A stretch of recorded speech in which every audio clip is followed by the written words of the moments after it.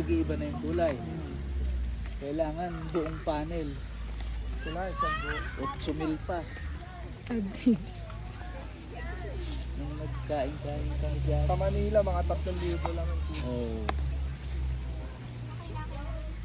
Hindi kasi diretsong ganun eh. Yung doon sa may pan. Gumaganyan siya eh. Parang hindi mo na pan eh. Si ate naman, Kuya, si Chimi naman. Pwede silang tabi dyan, ni Ben. hindi, baka malaglag yun. Meron i-balance ang siguro.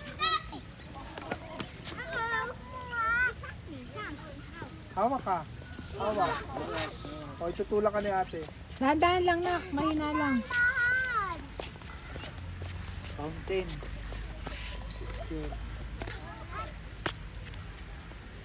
Nasubukan agad yung tibay mo itong sinelas ko. Ano, tito?